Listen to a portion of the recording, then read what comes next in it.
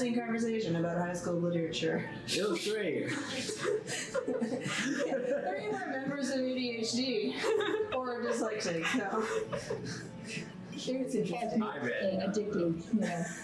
For people with ADHD, either aggressively read at people to give you focus, or color coordinate the page. Yes. Colors save the day. Okay, so Michael, take it away. It's me. Okay.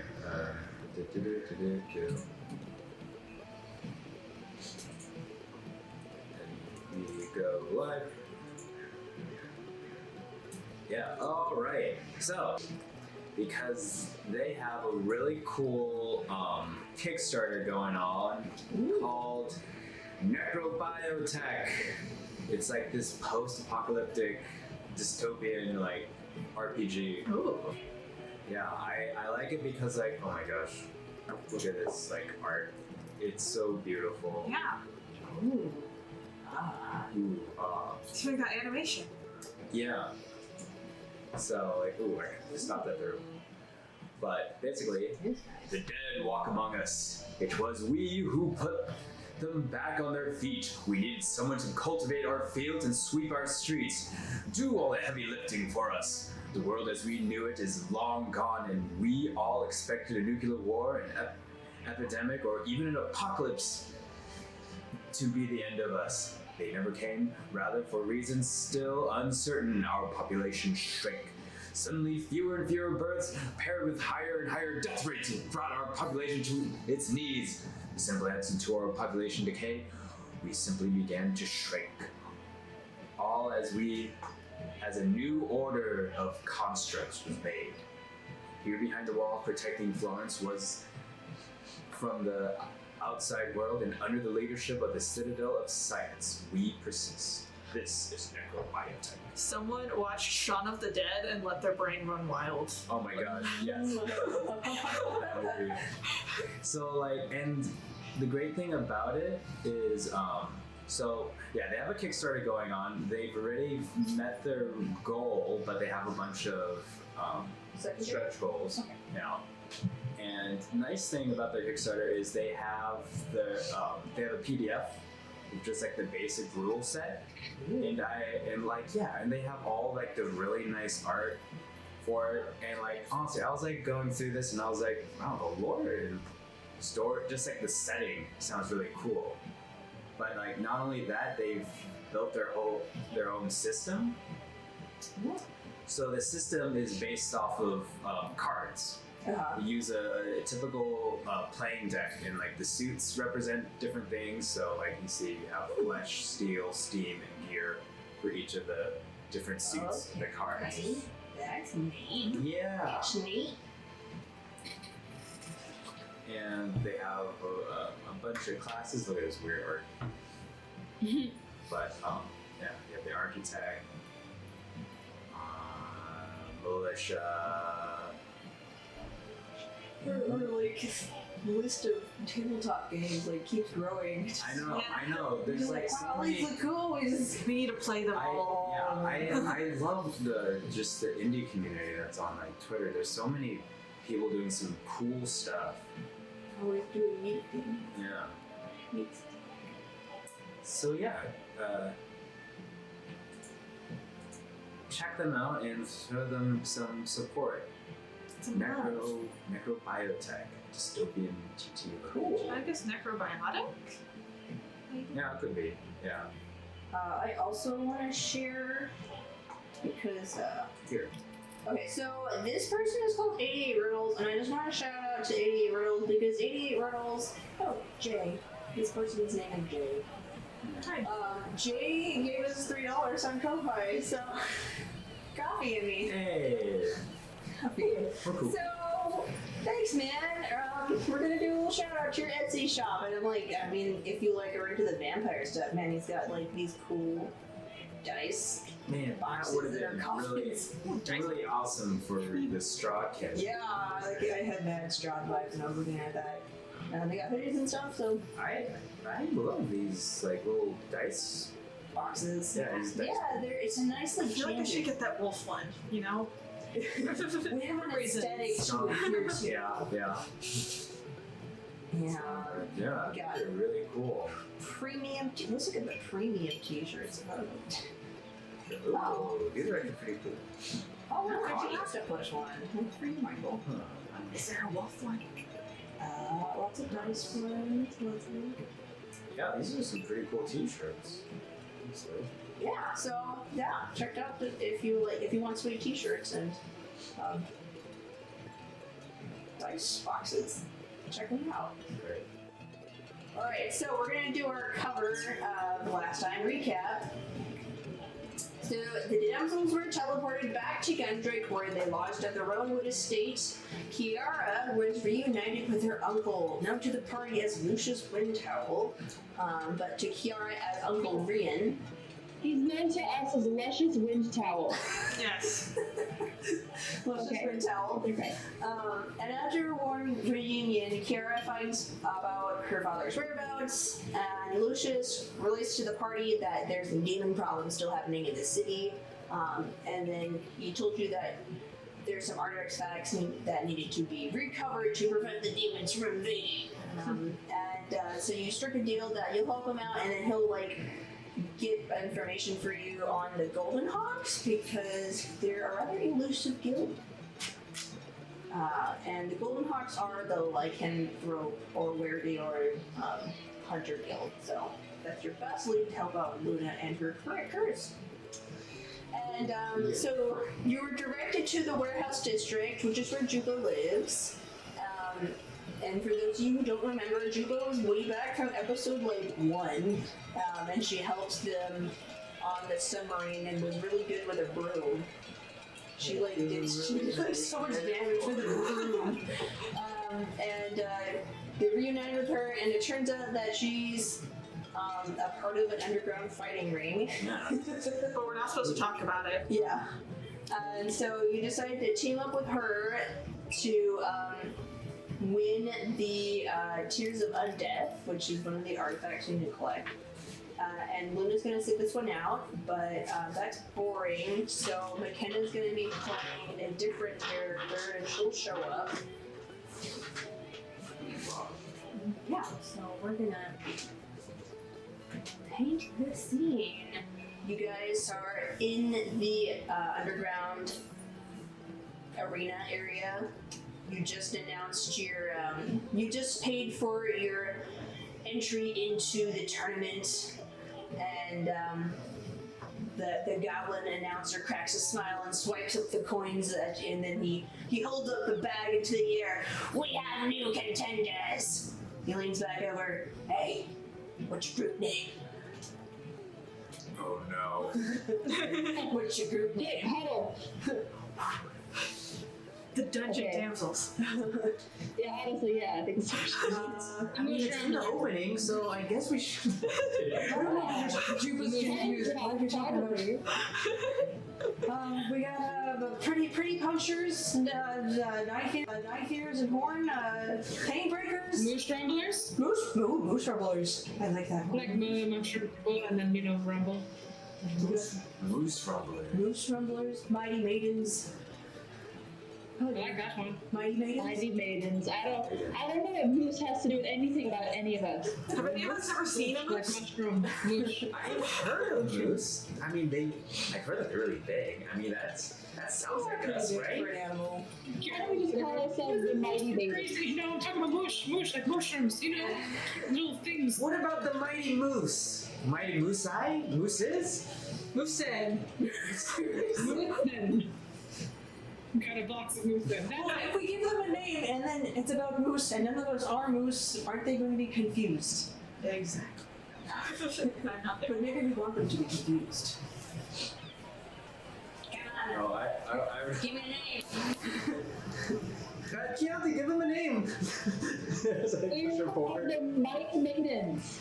We got the mighty maidens ready to bring mayhem. The crowd's like, Or your theme song stuck in my head. You know. Mighty Mighty Morphin Maidens. Mighty Morphin Power Maidens. You know, I'm not gonna lie, I was thinking like when I went there, my brain like, oh, here's the hash. I'm like, nope, that's it. Okay, so the goblin takes out, you know those like little cranky things for like a ball and then like a, to make it randomized, but there's not very many in there, but he The lottery thing? the lottery thing, yeah, the lottery thing, cranks that and like puts a clawed hand in there and plucks out one of the little marbles. And he's like, number. Looks like we got number 2. And he like flicks it back in there, and you're going against the Rabbit Ransackers. And you look over. That's a cool name. We should have went with that one. Okay, we're already here.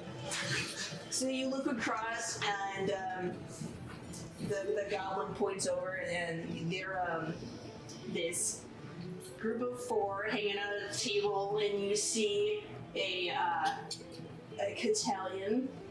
Mckenna, introduce your A tabaxi. yeah, your tabaxi, your Catalan. Yes, a calico tabaxi. With yeah, she's got her normal fighting clothes, some studded leather, shield, a fancy rapier that she totally did not steal. She acquired it legally. Thank you very much. Next to her is another Catalan. He's a male. He has a fluffy black fur and athletic build. He has like a little wand out. He's kind of like buff, so it's interesting. And next to them is this like thick, big female orc. She has cropped, straight brown hair and green eyes. A wolf pelt is slung over her shoulder, and she has this huge battle axe that's riddled with like way too many like pointy things. And then she has like one side of her head that's shaved, and on the side that's shaved, she has what's called scarification. And so that's like when they purposefully scar their skin to make it pucker. Make designs. And it's in the design of like a stylized wolf, and it goes from her like around her orbital socket to the side of her head and like down her back. Then next to there's a fourth member who is a tiefling. He's got like rusty red. She's got rusty red skin. Got a cool mohawk, striking blue eyes. Kind of thin and dangling, but he's got a snake tattoo on his arm just for flavor. And the crowd, they're currently like. Currently just enjoying themselves, and they look up and walk over to you guys. Thump, thump, thump. The big orc lady just has her axe over her shoulder. It's actually at this close, you can see that it's actually a ceramic blade, which is interesting. And then she's like, "Well, I hope you're ready to fight." And then I'm not good at making people mean, so they kind of sneer at you, and they're like, and then they hop in the ring. So let's get ready to go, guys. I sheepishly, Get ready to rumble! yeah, I sheepishly follow everybody. I'm like, Juba, have you fought people like this? They're all really big. You see Juba, and she like had this sack with her. She's pulling out this heavy like plate armor that's obviously like secondhand and kind of like scratched together from different sources. It's kind of banged up, but it's like functional. It's just not very pretty. And she's just like, yeah, this is the Rita. I mean, flipping it on. She's clearly done this a lot. I find it's funny because like I have this image of Juba, and she's just like this nice, like motherly, like minotaur. Who makes cookies? Who's like made us cookies on multiple occasions, and now she's like, yeah. She's gonna roll you into dough! I'll bake you for Sunday brunch! I like it. Hey, we can do this. Yeah, so the goblin announcer says, "Gather around!" And then the like rough and tumble group that's in this place kind of comes up together. I'll share my screen now. The goblin. The crowd gathers around. There's more people. I just didn't put like a bajillion like things in there, so it takes forever. So just imagine I just actually got it. We got the rabid rumblers, ransackers. We got the crowd favorite, tear them apart. Oh, and you see them like clashing their like beer mugs together, and like everyone big and small is just kind of scrambling to the edges, and you see people starting to like throw down coin and card and come together, and the goblin says, "We have our new contenders, the Mighty Maidens." The crowd's just like looks over to you. I sheepishly wave. Hi. Keyanti's gonna do some sort of like kung fu pose. She's like, I guess I could perform. So she's gonna do the pose that's sort of little. Yeah, she does that like little flourish, and one guy's like, "Yeah, that's cool." They're gonna like stand quiet, so we're getting ready for fight, and now we're gonna roll initiative. Oh boy. Initiative. Hey! Hey! That's not bad. Oh. That was an ugly number I rolled. Yeah. All right. So first we got dreams. All right, I am going to move to the spot to the right of Jupa. Yeah. Just see this tabaxi, Catalian, just sweep across the floor. Yeah, I'm gonna summon an echo in the space that's like on top of Keyanthi and on top of Keyanthi. Yeah, there, first place. Yeah, right there. She's I'm gonna replace one of my attacks as saying like, look out behind you. I got another one. And that's gonna be. She's gonna need to roll insight against my deception. Oh. Yeah. Okay. Wait, what are you doing to me? I'm scared. She's trying to deceive Jupa by using her shadow double. So I put insight. Yeah. To, I got 25. no, yeah. You beat me. Okay, so that means I have my movement from you. My movement around you does not provoke opportunity attacks, and I have advantage attacking you, which will be fine.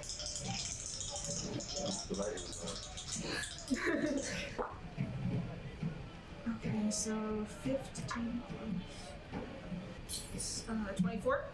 Yeah, that hits. Okay. I'm gonna roll that. Because I can't. Oh, never mind. Okay, 7 piercing damage.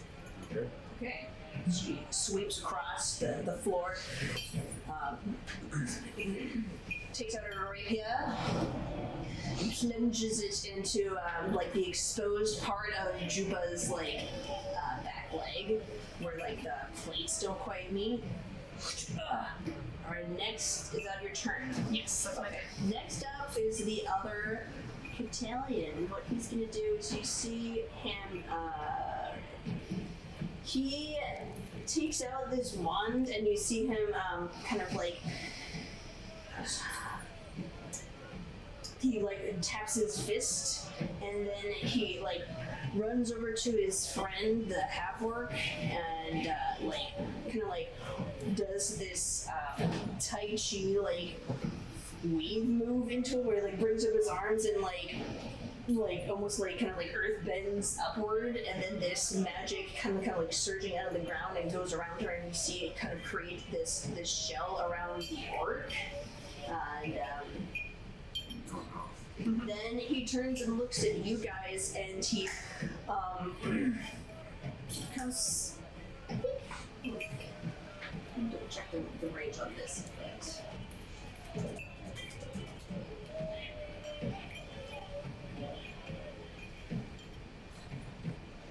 Yeah, he's good. He looks over at Ciara, and then he sinks down to I'm not good at like fighting this. He squats and then kind of like kicks at the air, and this flame like erupts from his foot as he tries to hit you with sacred flame. So you need to make a dexterity saving throw. Alright. It's an 18 plus 2. That's 20. Great. Yeah, you just how do you want to dodge it?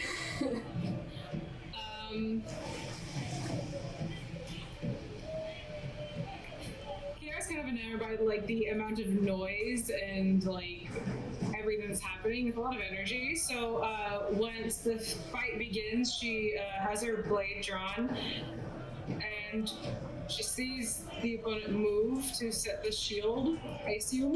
Yeah.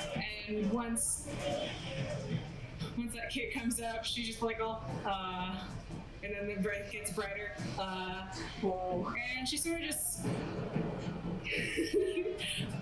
like sort of steps to the side to try and avoid it. Okay, sidestep. The sacred flame impacts into the ground, and it kind of like heats the sand underneath you, like just kind of like stamp it out really quick. Next up, we got Ellie. Okay. Seeing all these guys like coming up, I like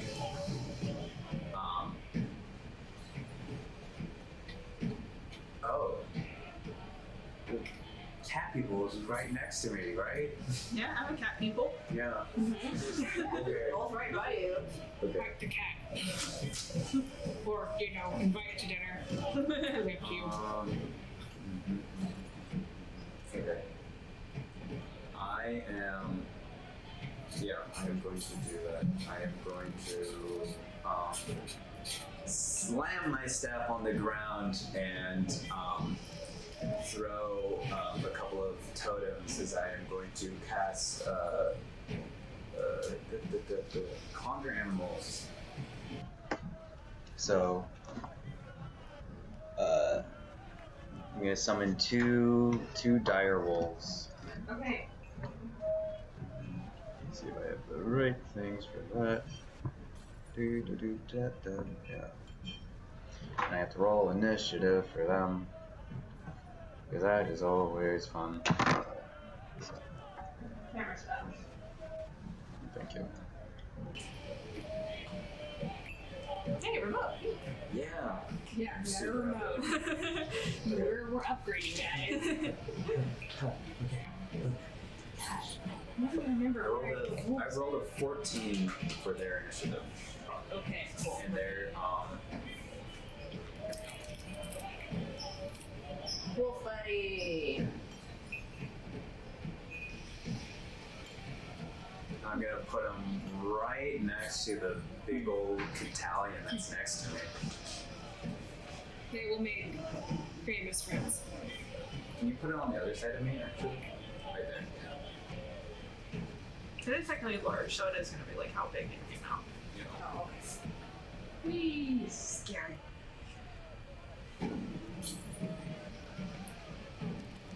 Okay, so Can you put Very famous. where do you want this one? on the other side of yeah.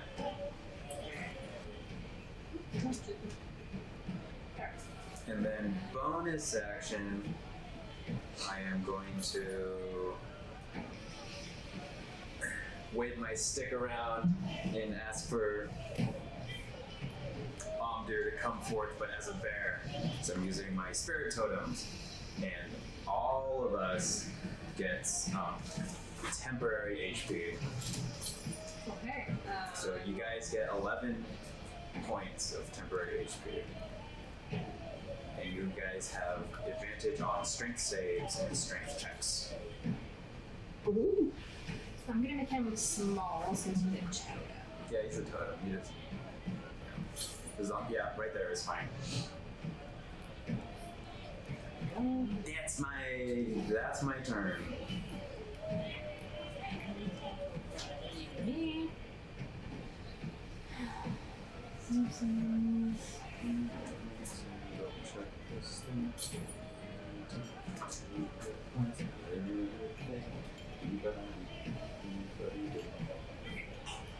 Alright.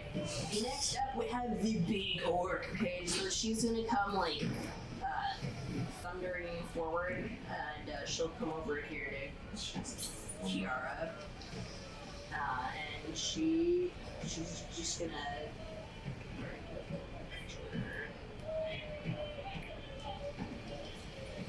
Yeah.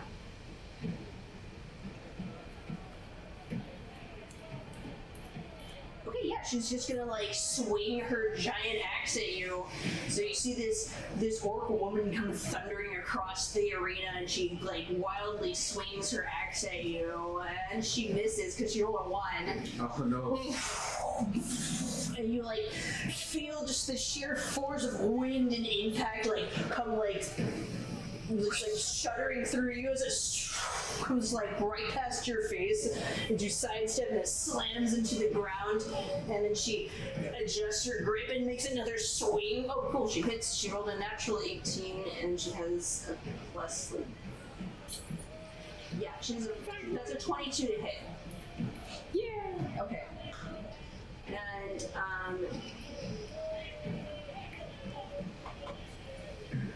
okay. Because she has a special ability. Buckle up, girls. Yes. Okay. Alright. Alright, you're all on tabs. I'm trying to. 2d6. Oh, okay. So.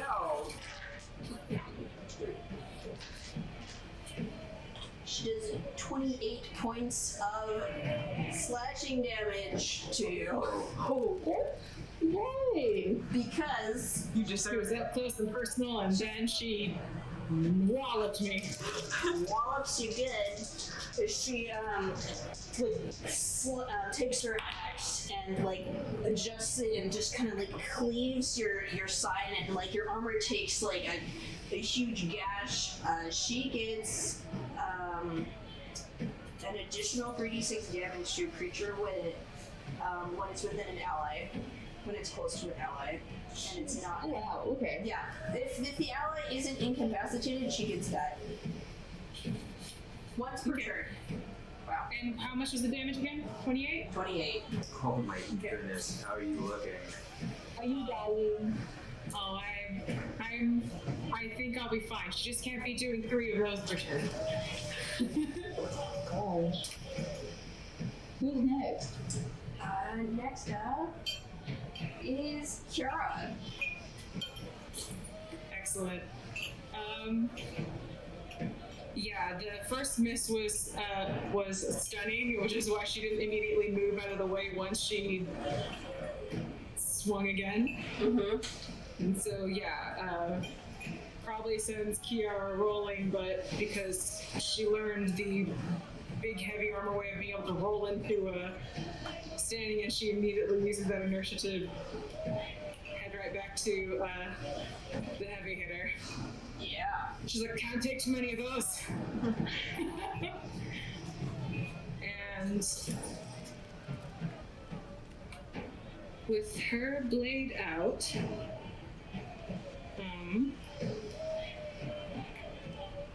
yeah, I'm gonna have her do booming blade. Okay. Go for it. Yes. All right. So roll to hit, yeah. Is it a yes? Yes, roll to hit. Okay. That is a 19. 19 is just enough. Yeah. Bring out Right. the pain. Okay, excellent. All right. And let's see. I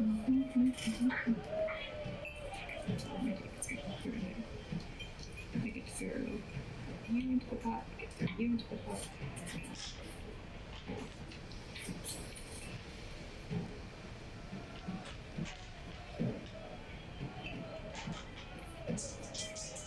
Oh.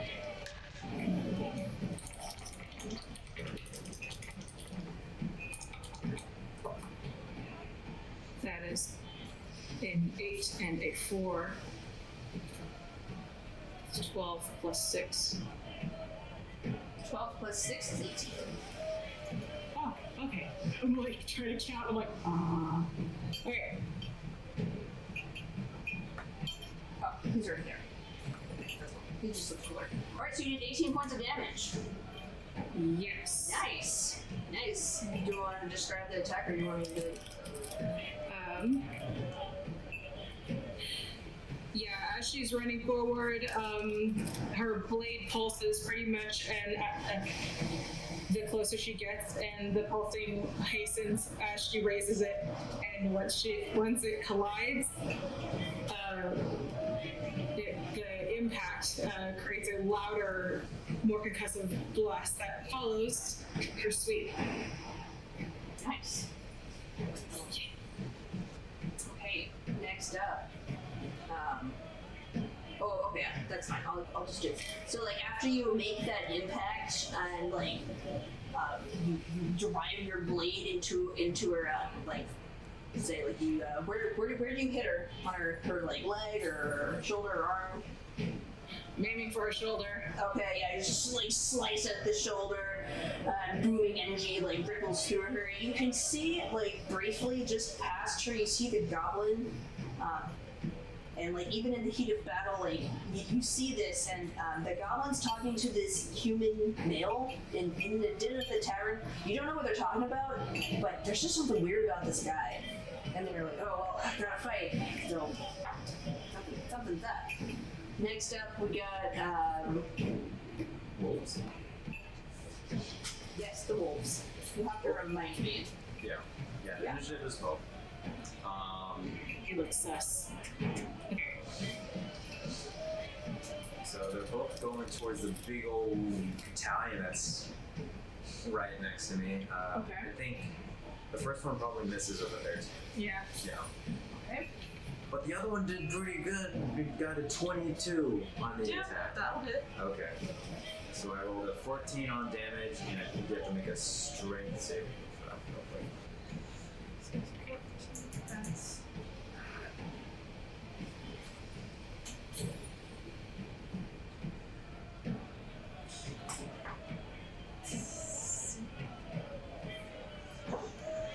Hey, 18. Nice. Yeah, you succeed.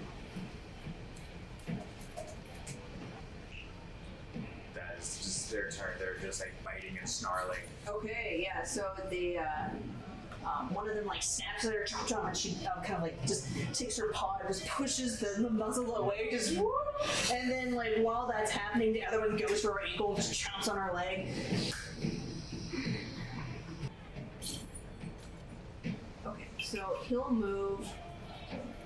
He'll just step forward and come, like, here. Let's see if he's close enough. He's close enough. Yeah.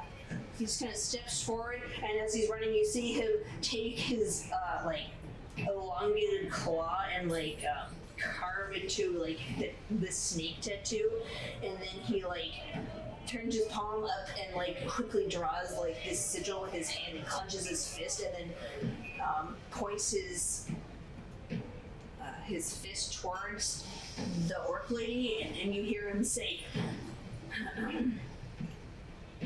"Don't hold back, Scott," and she enlarges. Oh no! No!